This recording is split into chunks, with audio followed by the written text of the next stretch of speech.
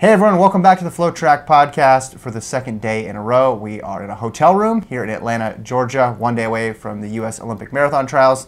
Kevin Sally joined by Lincoln Shrike. Lincoln, good morning. Good morning. And on the phone, just hours after he commentated the BU meet, his vocal cords probably still a little fried. Gordon Mack. Gordon, how are you? I'm doing good. Thanks for having me. Man, this is our first remote pod as well, too. Yeah, I'm kind of upset I don't get to go to Atlanta. It's okay. There's only 2 tickets, and I was an odd man out, but it's okay. I appreciate it. I got to commentate BU, and that was worth it. Yeah, so before we go to, we're going to do a fantasy draft today for the Olympic Marathon Trials because, hey, we've done all the previews. There's really nothing left to do. Lincoln's drank all the coffee in Atlanta. That's true. This final cup here. This is the last step. I'm going to keep tabs. If you're watching on the video feed, I'm going to keep tabs on my first edition iPad here. Before we do that, though, Gordon, BU, man. What happened? Yeah, right? That was insane. No? I mean, looking at the fields going in, I thought we would get something good. But obviously the race that, I mean, not even talking about a good 1,500. The men's 3K was fun. Women's 5K, Klosterhoffen was like YOLO and just runs 14:30, making indoor 5Ks look like why aren't we running faster?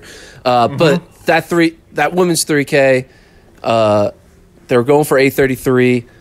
I was pretty much like 85-9% sure that they would break 8:33, and I was also 99% sure it was going to be Shelby who would win the race. Right. And so when it went through, like, Kate Grace went through 1,800 meters. She ran a 4:31, 1,600.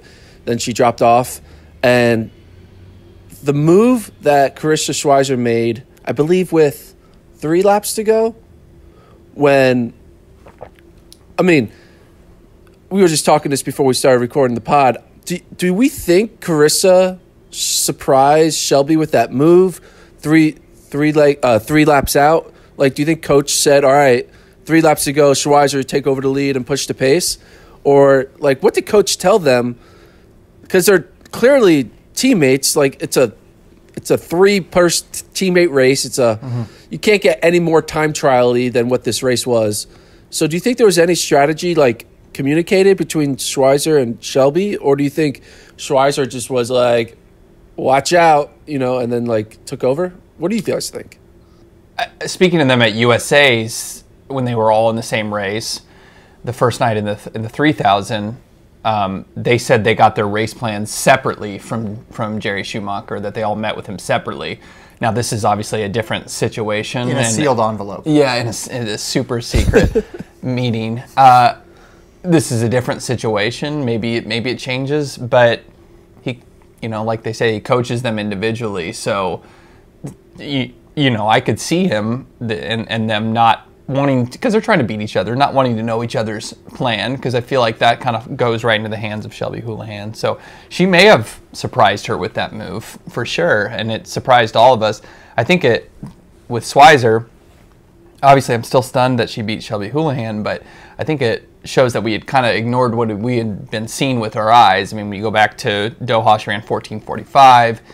She was closing well at US indoors. Nothing on the level of Houlihan, but this is like her perfect distance. I mean, she had run 8:41 in college, so this was set up for her to do well, and the finishing speed has been improving. And I do think she won the race by making that move and maybe getting into Shelby's head a little bit and changing the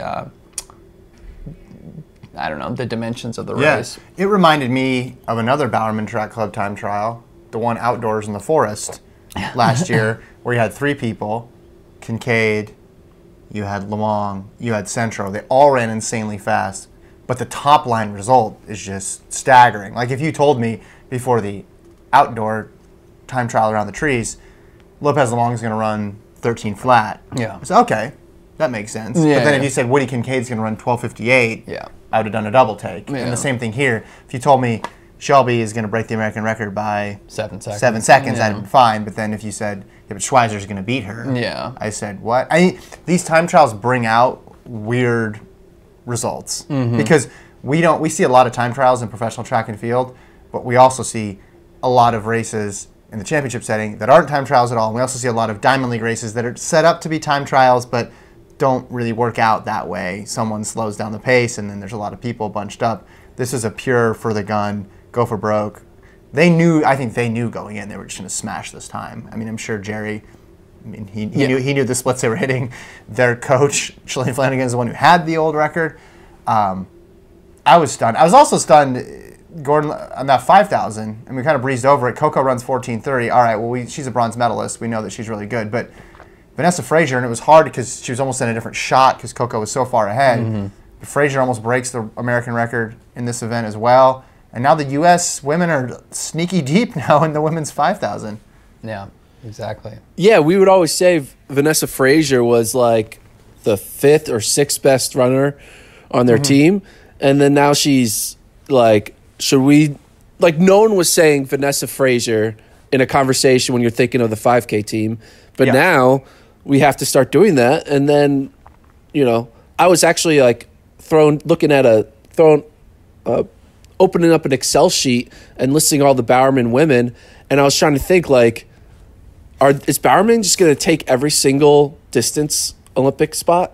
Like, it's insane, Because seeing how Colleen ran in that 3K, obviously Courtney ran Courtney's, a solid top 3 woman in the 3K steeple. So, yeah, adding now Vanessa as another like elite like body at the trials that Jerry has at his disposal is just the rich got richer with Vanessa's breakout is what I thought of. You're saying every distance event? Are you forgetting about Emma and El Purrier and what events are you talking about? They're going to sweep.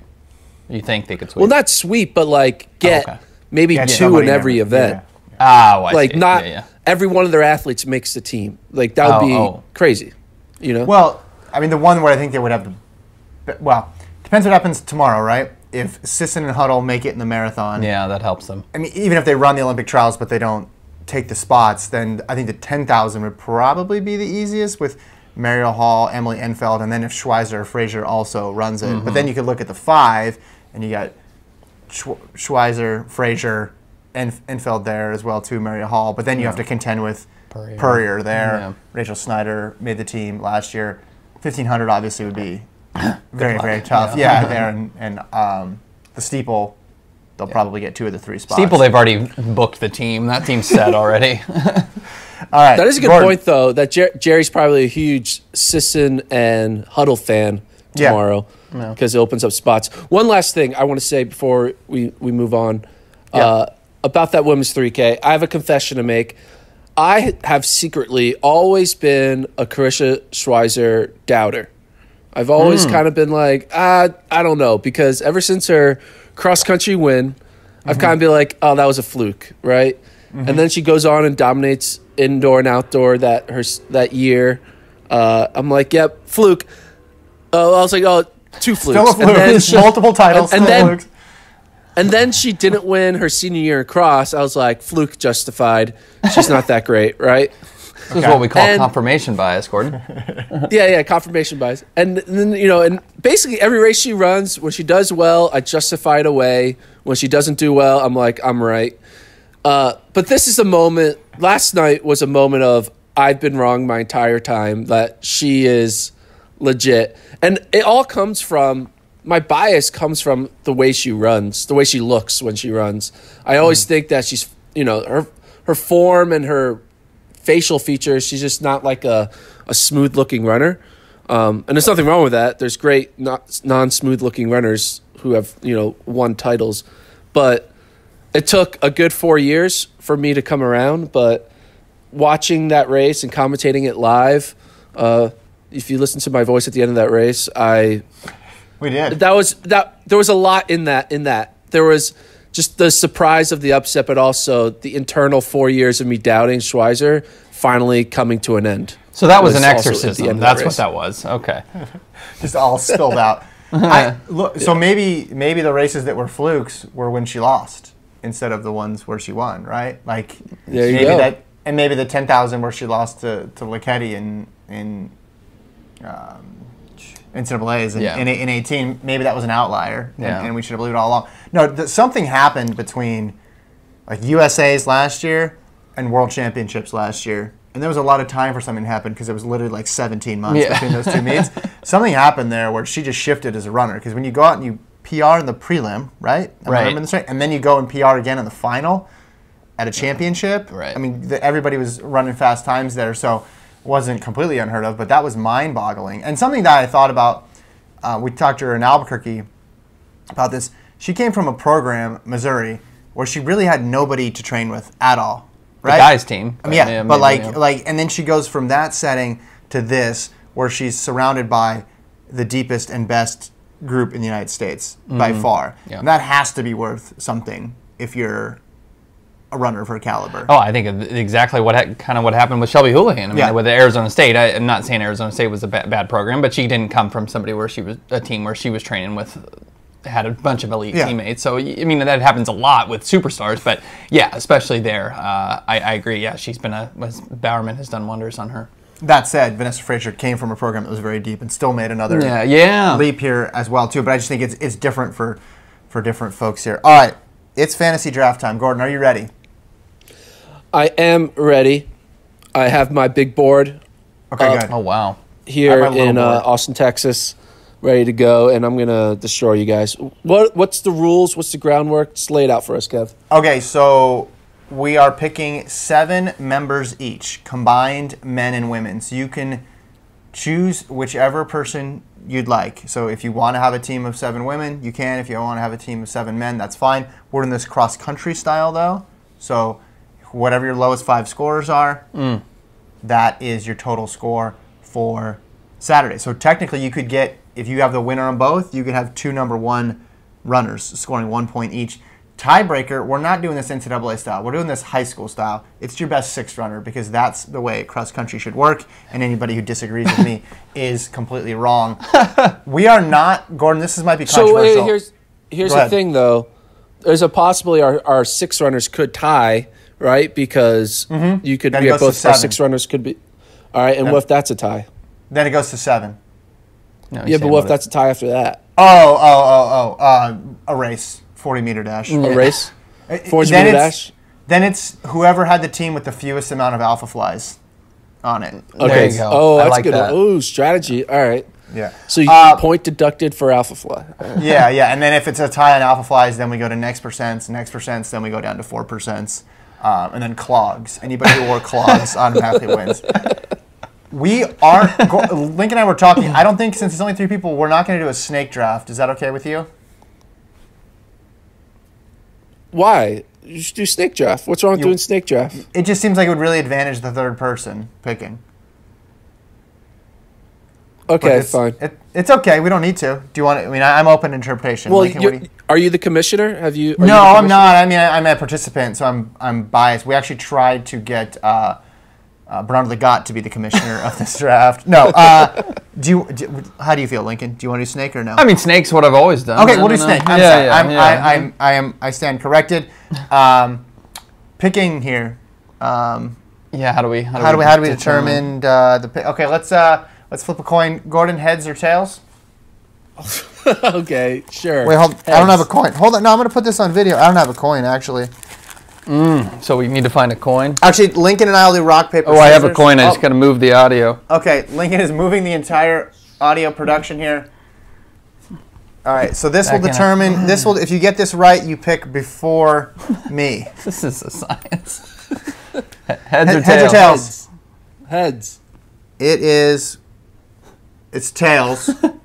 It's tails. Okay, so you pick after. So you pick. No, I just showed it. You can't see it. You'll see this later. Okay. So you pick after me. Okay. Lincoln, this is. This is so awesome. Heads or tails? Heads. This is. Okay, it is heads. So you pick before me. Oh, so that worked out perfectly. You were first. I'm second. Oh, Gordon gets 3rd. So you should be happy. You get the snake double. There you go. Perfect. Entendre. All right. I'm keeping the double entendre. The double whammy is what I meant to say. It's early here in Atlanta. Lincoln, what do you got? I'll go with Rupp. Rupp. That's it? You don't have any explanation? Oh, yeah, I guess we should make this Ding, entertaining. ding, ding. The pick is in. With the first pick. Defending champion, the best runner probably distance runner in American history. Seems like he's healthy. He's got Mike Smith, the distance runner whisperer in his corner, even though Mike Smith won't be here, which makes this meet infinitely less cool, I would say, or makes this race infinitely less cool. But I think Rupp's healthy, and I think he's going to win. Okay, that was a really long explanation. They don't need to be that long. Oh, we've got a time crunch here. Yeah, okay, no, that's fine. Second pick, I'm going to go with, drum roll, please.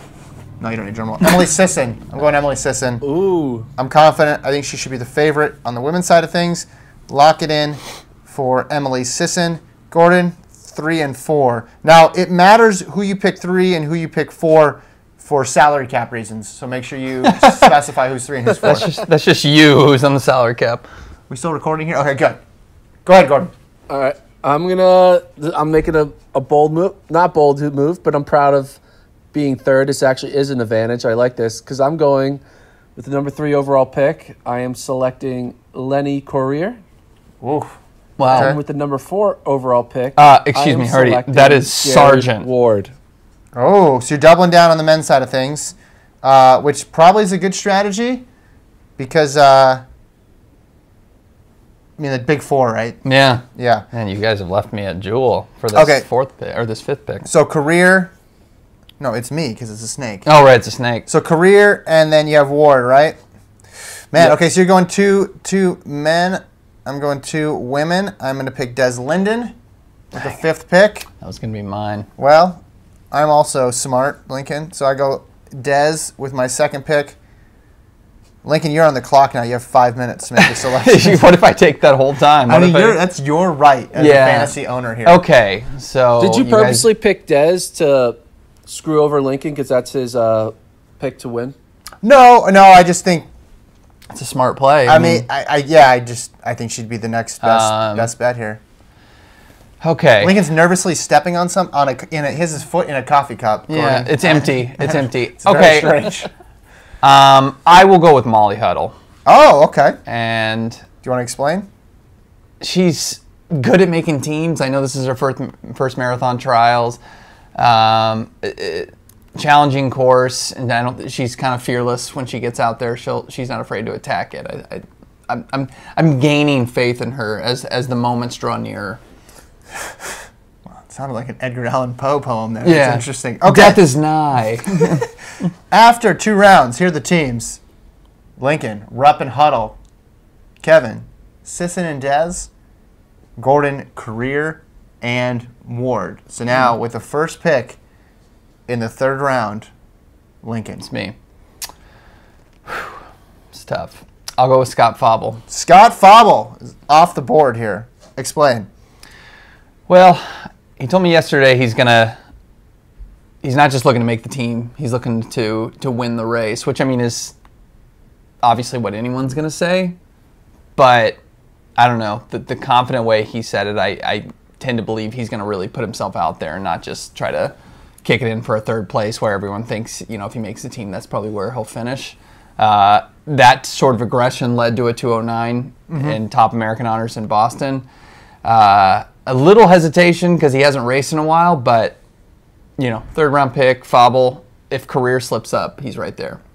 All right, I'm up. Now look, I didn't go in with this strategy. This wasn't by design. I'm going all women's, guys. Yeah. Because after the big 4, there's a drop-off. So you got to go value here. And the value left on the board is 1 Jordan Hussey. Yeah. We saw her out jogging yesterday. She was wearing Alpha Fly, so that will hurt me in the tiebreaker. But that's okay. I'm going to be so many points ahead after I get the top 3 women's spots that it won't matter. So I have an all-women's team right now with Des, Sisson, and Hussey. Gordon, you have 2 picks now. Where are you going?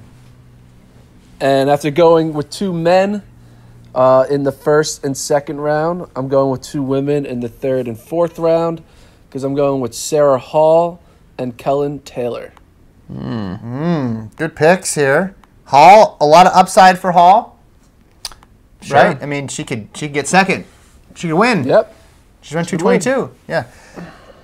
Kellen Taylor, also steady. Yeah.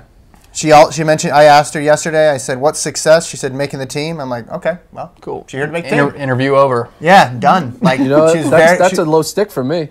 yeah, she was very clear about it. Like, that was the goal. I mean, she was 6th last year, number 3 returner. A lot of people forget that because Craig and Flanagan are not here. Right. So, Taylor Taylor. Third in the 10K. Des Moines last Yeah, year, right? yeah, So- she's solid. Okay, I realize, I get no double picks, so I have to be very, very good about my pick. I don't have That's any true. margin of error like you guys, which is going to make my win so much better. Look, I got all women on this team. I'm going to mix it up. I'm going to balance it out. The next best guy, I mean, my head is saying, no, my heart is saying Shadrach Biwott because he's been so experienced. But like Jake Riley's been getting a lot of a pub, right? I mean, he's at the press conference. He's run the 211. Doesn't know which 210. He doesn't know 210, which sorry. shoes he's wearing yet. That Doesn't know makes if me he's- nervous. I want a team where everybody knows what shoes they're wearing. He's at the deciding pub. today. Do I do that or do I go Biwott? I just haven't heard anything from Biwott. No, have not at all. That'd be a risk. I'll Yeah. go Jake Riley. Okay. 4th pick. I chickened out. Fortune does not favor the bold.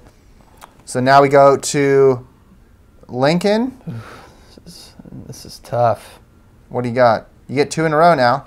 Oh man, We'll do 1 and then I'll reset the teams after the 4th round. So Okay. our folks listening at home can fill in their bracket as well. Okay. Too. Hold on. I'm thinking. So far you have Rupp, Huddle, and Fobble. It's a good team. I like that. I like that that trio. I don't know if they'd all be friends together, but it's a good group. That might make for an Rupp and awkward Fobble will be a great matchup. dinner conversation. Yeah. Let's see here. Who do I want? You catching me unprepared. We gotta have 2 Do the names. right thing, Lincoln. Do the right thing. It's a podcast. You got to talk, even if you don't have an answer. You got to I talk. know. I'm just the men's field is so weak beyond. I'll go with Biwott. I'll trust his record in tough Tricked conditions. Lincoln into that one, Yeah. Gordon. Boom. That was some. That is a good trick. All right, just kidding. I think Beatwott's a good pick. Okay, so after 4 rounds, I'm going to explain all this to give Lincoln extra time to think about his 5th round pick. Because apparently the dude has been covering the marathon for the whole year and doesn't know who's in the race. No. Lincoln's team, Rupp, Huddle, Fobble, and Biwott. I have Sisson, Dez, Hasse, Jake Riley. Gordon has Career, Ward, Hall, and Kellen Taylor. Mm-hmm. So now, 5th round selection here. So we have 5, 6, 7. Everybody has 3 more people of this team.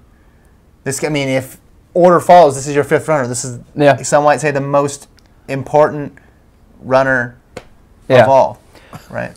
I am going to go. Whoever will be keep an eye on. Exactly. Yeah, there you go. I am going to go with somebody I probably should have picked earlier, but Emma Bates. Oh, okay. I love what she did in Chicago, 225. She lives off the grid, no running water, which, some would think was a disadvantage. But I recently made an ill-advised move, possibly, to another town outside of a main metropolis. So I can somewhat relate. And I think that we have been sleeping on her a little bit. She was a top American in Chicago. Obviously, Hasse dropped out, so that probably impacted that quite significantly. But, yeah, I think she's a perfect sleeper. Sleeper at 5. Okay, well, my team, again, famously, I have 3 women and only 1 man. Do I try to balance this out? It's tough because you don't know which men's competitors are really going to factor in there. That being said, I kind of want it, just for entertainment purposes, I want a lot of dogs in both races, so that way I can be paying attention. Otherwise, I'll just be like, forget the men's race. I'm just focused That's a good point. on the women. I'm going to throw all that out, though. I'm going to go with the women. I'm going to go Steph Bruce. Okay. Respectable. Solid pick. Another sleeper. Well, I think you can pencil her in right now for sure, like top 8. Like, she's always consistent. So I'm gonna win. Well, I this just want my entire top 7 to be in the top 3. That's what I'm hoping for. Now, statistically, that's a low outcome because 3 plus 3 is 6. I'm gonna have a lot of All-Americans. That's my Yeah, goal. yeah. I want a ton of All-Americans. Top 40. Yes. Just rack them up. Yeah. What up, BYU? Okay. It is time for Gordon. He gets 2 picks in a row. Pick 5 and pick 6 for him. So Sorry, pick you picked pick 5 and 6. You picked the wrong NAZ elite athlete there with your 5th round pick, Kevin, because the correct 5th round pick was Alphine Tulimak. Alphine Tulimak. There you go. Tulimak. With her knitted hats and all. Okay, So that's fine. You got her. You Wichita got her. State I'm legend. going with her. Alphine Tulimak. And because I like picking equal men and women, unlike you, Kevin and Lincoln, I'm going to go with Abdi Abdurrahman. Whoa. My Whoa. Okay. We saw him running. We did see. He didn't have his cane with him, but that's a good pick. Everybody, there's only one place to run near the hotel because Yeah. it's in the middle of downtown. So everybody's running the 4-block The loop around yeah, Centennial Park. That's yeah. it. So you can, if you want to see famous runners, just go sit down there at some Yeah. point today. I don't know how late people would be doing shakeouts today, but they are all there. Okay, my pick now. I got Sisson. I got Dez. I got Hesse. I got Jake Riley. I got Steph Bruce. Where do I go now? Do I go Jim Walmsley? No, I do not. I do not. It's a head Just fake. pointing that out, yeah. I was just going to throw that to Lincoln to maybe he'll pick it. Yeah, there's got to be a men's sleeper there. There's got to be somebody who sneaks up and makes it happen. There's a lot of big names still on the men's side. Yeah. Yeah, Bernard Legat, Chris Derrick, Andrew Bumbalo, or this Ritz. guy, Ritz. Yeah, I'm going Elkanah Kabet. Oof. I've been on the Elkanah Kabet train for a while. I will stay there. I think someone should pick Stanley Cabini though. He's running it. Pass. Okay, never mind. Debuts. I don't trust debuts, man. You don't want debutantes? Well, you're going to get Jim Walmsley in with your last pick here. Okay. So that is, we're through. Well, no, Lincoln's going to make his pick, and that'll be the end of round 6, and then we'll have one more round. Go ahead. Okay. Still Lincoln thinking about who is in this race. Yeah, gotta tabulate the...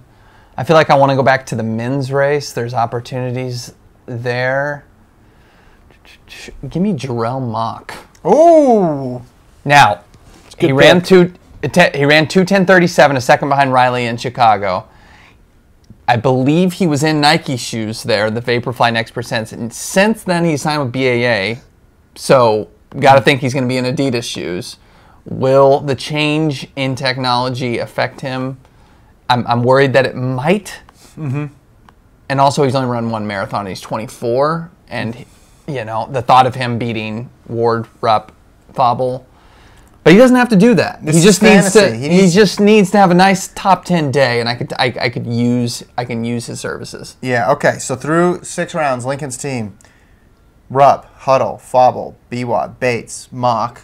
I have It's a great law firm. Yes, I have Sisson, Dez, Hesse, Riley, Bruce, and Elkanah Kabet. Gordon has Career, Ward, Hall, Taylor, Tuliamuk, and I got to be honest, was a little surprised by the Abdi Abdurrahman pick. Yeah. Might have been a reach there, Gordon, in 6, but we will see. He'll probably win the race now. Yeah. Last pick, Lincoln. This is, you got to take a flyer, right? You got to just go for it at this point. And what better flyer than the second fastest 1500 runner of all time? That's right, going to Kip, Bernard Legat. Wow. All right. Could have gotten more value out of this, but I'm just, this is a 250 yards over water, trees on the left. I'm taking out my 3-wood and just going for it, going for the green and 2. Yeah, the women's race is so crowded up front. You can't really take anybody. It's tough at this point to find. I mean, maybe someone like Laura Thweet could factor in there. Kipyego. Oh, well, that was where I was going right there. Yeah. Thank you, Gordon. I'm going Sally Kipyego with my final pick. She hasn't run that many marathons. She has Olympic silver medals on the track. Still, I think she's 34, so she's still young. And I don't know what shoes she's going to be wearing. She's been training in Kenya. Yeah. I could see her getting top 5. I mean, I could see her getting... She's one of the few who I could see getting, 3rd. And you're like, oh, yeah, she was, good on the track. She was one of the best runners in the world. Yeah. But that's been 8 years ago. That has been 8 years, but I think she could rekindle in the same way Abdi kind of did in 2012 in Houston. Yeah. Okay. All right, last pick in the entire draft, Gordon. Who do you got? So I could go with Jim Walmsley, but I'm not going to do that because that's not smart. You literally have hundreds of options at your disposal. I could go with Ryan Vale because of his name recognition, but I'm not going to go that way either.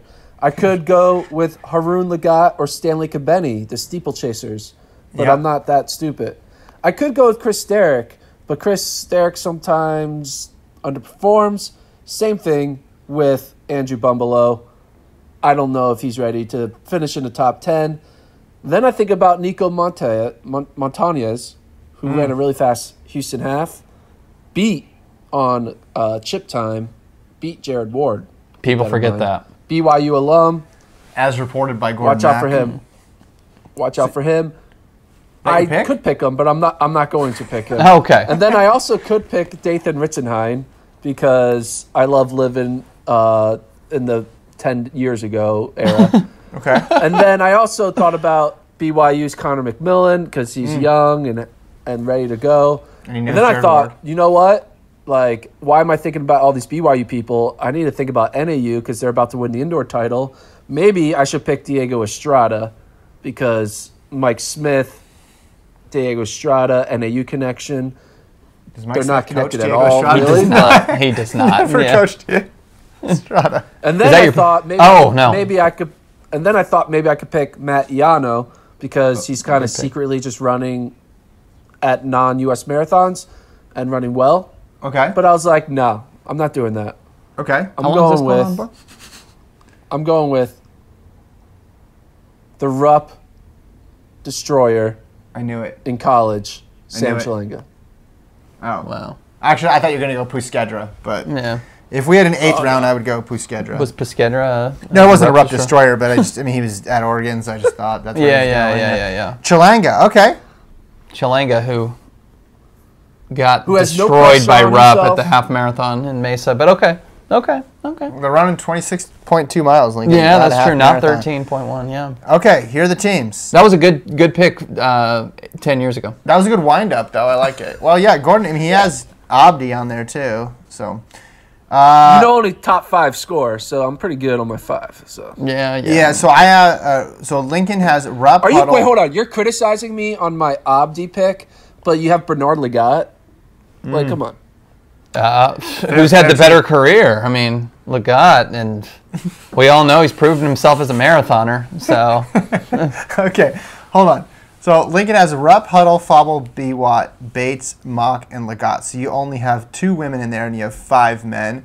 I have Sisson, Des, Hesse, Riley, Steph Bruce, Cabet, and Kipyego. So I went the opposite way. I have 5 women and 2 men. Makes sense. Gordon probably has a little more balance here. Career Ward, Hall, Taylor, Tuliamuk, Abdi, Chilanga. So he has 4 men and 3 women there because I didn't leave any for the rest of you guys. Yeah, you kind of took them all. That was my corner. I mean, you could if your 3 get top 3, you pretty much win. Unless, I mean, of course. I mean, I'm the only one who has a probability of sweeping a top 3, right? Yeah. I mean, I guess Huddle, Fauble, and Biwott, but Ward probably. Well, no, I mean, but in a I single also have race. a possibility. I have a good shot of getting 3 people who finish top 3 because I have Career and Ward, and then I have Hall, Taylor, and Tuliamuk. So like. Well, I think Lincoln's the only one who has a chance of getting both winners. A Rupp, Huddle. Although because Gordon, Career, and Ward, I guess, maybe, but then you'd be counting on Hall, Taylor, or Tuliamuk to win the women's race, which would be I wouldn't count on that. Long shot. So I could see Hall winning. We each have our own strengths and weaknesses here, which is what makes this just such a great fantasy draft. Here, I'll hold it up here so people can see. If you're watching, there you go. It's in 12-point font. Enjoy that. Gordon, you can't see that. You'll check that out later on the FloTrack podcast. How much time do we have left? Well, we're at 34 minutes. Let's do 6 more minutes here. Yeah. Gordon, what do you want to talk about? What do you want to know about Atlanta? Well, I want to know where the players play. Where do they play? With Jermaine Dupri. Yeah. A lot of remixes when I walked through the city. We saw the course yesterday. What's your schedule tomorrow? Like, what's the what time do you guys got to wake up, and like, what's the life of a media member that you have to go through tomorrow? Well, Lincoln just woke up 5 minutes ago. You only wish you knew how hard it was. I'm in a Peter Bromka is hosting a group run at 8 a.m. at the Waffle House by the finish line. How fast are they going in that? He said like 8 or 8:30. They're jogging. Jogging. Yeah, he's a 2:19 marathoner, so hopefully not. Oh, yeah. I mean, I still want to get my hands on some alpha flies and just do like one stride, and I figure maybe someone there might have something, and I can just beg them, or even a next percent. Yeah, I just want to do a stride. So I'll do that, and probably be back here by 9 because I'm not going to go that far. The marathon doesn't start until noon local time. Yeah. So we'll probably walk over 10:30. Yeah, that 10? seems fair. 10 maybe. Lincoln will get coffee. A lot of it. Yeah, it is weird. Like a marathon starting in the middle of the day is a strange dynamic. But with the weather the way it is, it works out just fine. I mean, Yeah. It's already just cold. Get some sunshine out there. But yeah, all these people used to starting at 7 or 8 a.m. I guess. So I'm not complaining from a media perspective. No, And I like sleeping in. Yeah, and if you're a runner and if you're a running fan, you're probably a runner, so you can get your run in the morning and then go watch. You don't have to, get up right at the crack of dawn and turn on the TV. I'm super intrigued how much green and black Nike shoes we're going to see. We all know, I don't think we've talked about it yet, but the Alpha Fly room where they were in fact giving athletes that have qualified their pair if they want to. We didn't get access. Denied twice. Just denied at the door. Lincoln had taken a lot of L's in 2019, and he's carrying that over into 2020. Keep it going. Just a theme. But, will the majority of this field have that shoe on? We saw people doing strides in them. They're huge, as advertised. People say they definitely feel different from even the Vaporfly. They're just bigger. Will we see a lot of athletes in them? I'm interested to see. We've seen people trying them out, but I thought it was strange. Legat isn't even committed to wearing them, and he was one of the ones that I was for sure pretty was wearing sure, them. yeah. And Hesse, she jogged around in them, so I think she's gonna wear them. But she also had like people filming her, so maybe it was some sort of advertisement or promo or something. So I don't think Rupp's going to wear them because he wore the other ones in the Sprouts Mesa Half Marathon. I don't think he switches that. Yeah. Gordon, you probably saw on the site we put a course preview video together. Did you really get a sense of the course from Lincoln's descriptions? Did you feel like you were there? Oh, it was vivid. It was a vivid description. That's what I was going for. Okay. That is exactly what I was going for. Did you have a favorite part of the video? When you zoomed in on a piece of trash, right? A cone. It was a cone that said no parking. Lincoln was really big on the fact that there were cones out there and street signs. I think he was surprised. He thought people were just going to move over to the side of the road the day of the marathon. He's all about civic planning. Now, Atlanta's a lovely city. We went to the far end. So we went to the farthest point north, right? So one of the spots you see where they're going to turn around and then run through Midtown. The hills, it's a little bit of this. It's just like a normal downtown. There's a couple steep ones at downtown, though. Yeah. Most downtowns have a little roll in them throughout the country that I've noticed. And then there's that. We went to a little bit of that additional loop where there's not going to be. I don't think there's going to be a ton of spectators, on that last additional 2.2, around. Well, it's right near bridges and it's a freeway. high. Yeah, there's a freeway there, and it's near State Farm Arena and Mercedes-Benz Stadium, which Lincoln called Mercedes-Benz. Just a giant Mercedes-Benz right over here. Some of his finest work. Yeah. So those 2 miles are going to be pretty quiet before they get back into Olympic Park. But it is cool. Gordon, they finish literally in the park. There's a little brick path that goes into the park where the finish structure is. So they're not even really finishing on a road. Yeah, we can only hope that there's a kick down. Yeah, you guys beat. What's the setup for the media like? There's a media tent in the middle of the park. Yeah. So the park itself is in an outside tent. No, it's covered, but the tent, the park itself is not that big. But there's a whole mix zone set up. It's a lot. It's a lot more accessible. I was in LA. It's a lot more accessible than LA. LA was just a enormously congested, crowded area, and you really didn't know where to go. They have it all set up pretty nice. But yeah, the park's not that big, so you can just kind of, that's right where the start is, and that's where there's an athlete tent right there. So it kind of reminds me more of a track sort of setup of just everything's kind of centrally located. I want to try to watch some of it. I want to go out for one of the loops and just sort of get a feel for the atmosphere. Maybe the start, get out there and see that first part, because it is cool just to see everybody fly by. The men start first. By several minutes. Yeah. So they'll probably finish, I don't know, a half hour before the women. Yeah. But it'll be cool because then they'll be coming in different waves, right? Yeah. So if they're going out, they're going back, so you can see them twice that way. But then you have the women coming. Right. out and back too, so you can see them from several spots. Again, if you check out the course preview video, you get everything you need to know. I mean, you feel like you're there. That's why I asked Gordon. I said, "Hey, Gordon, you're an unbiased observer. Yeah. Did Lincoln place you in the moment? Did he place you in Atlanta, Georgia, in Midtown? Probably, he did. Probably you get he did. Yeah, I mean, who can say? There's a chance that he did.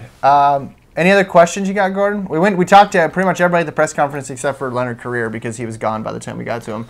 Just in and out. Yeah. What does the winner of this fantasy contest get? They get 1 day off of the podcast next week, so they get to be the person who only does it 3 times. 2 times. 3 times. 2 times. 2 people have to do it 4 times. Oh, is that how the math works? Yeah. Okay. That doesn't Cool. seem like a good prize.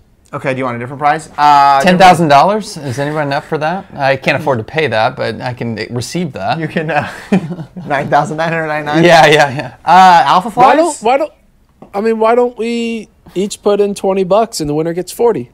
Because Lincoln can't take. I can't afford. I'm not liquid right now. Yeah. I'm not liquid. I can't afford that. Yeah, I don't know. We'll brainstorm. We'll come up with something. But as of now, I think not having to do the podcast. I mean, that would be a big thing for Lincoln because he could sleep in more. So there you go.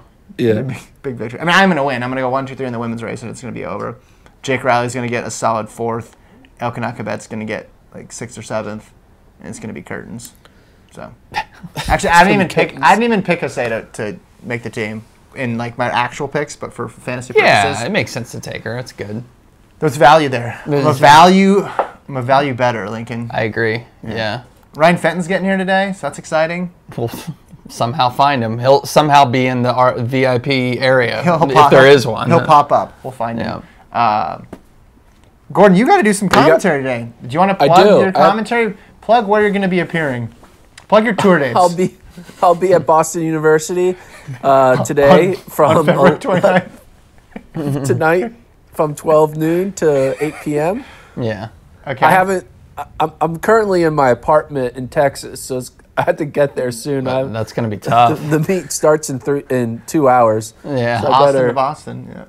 Get on a plane to go commentate that meet. But yeah, that's actually going to be a good meet. Let's end it on this. The 5K, Paul Chelimo. What do you think he's going to do? I mean, the track is fast. I think we can say that from yesterday. They sharpened it up. It's in good shape. Yeah. It's in good conditions. I want to see an American record. Yeah. I don't think it's crazy to expect an American record. I want to see it. Is this a ploy by Chelimo's teammate, Lenny Carrier, said, I need you to psych out Galen Rupp the day before, so break one of his American records. Ooh. Get in his head a little bit. Yeah. And then that'll give me an advantage over him. Clever. Yeah. Very clever. What's the other big race besides the 5,000? There's another 1,500 on the men's side. Chris O'Hare, who's just trying to break 3:35. I mean, couldn't have been in the same race where somebody did it yesterday, but, God forbid. Okay. Oh, here's a good one. Isaiah Harris is running the mile. Over, under, 4 flat. No, over. Under. I think he does it. Oh, wow. I think he gets it done. All right. Kevin's AirPods just did the boo-bop thing. Yeah, our AirPods are dying. So one last thing, Gordon. Go ahead. So, Chesrek, over, under, 2nd place in the race. I mean, over, under, 2.5 place. 2.5. I'll go over. Yeah, I'm going to go over, too. There's a lot of good guys. And Justin Knight's in there. Shadrach Kipchirchir. Paul Tanui. Yeah, definitely over. All right. That's it for this edition of the FloTrack podcast. Thanks to Gordon Mack for joining us from Austin, Texas. Stay tuned tonight for the BU meet. And stay tuned here as we continue to give you just the most in-depth, on-the-ground content you can ever dream of from the Olympic trials in Atlanta. Gordon, we'll talk to you on Monday, man. Cool.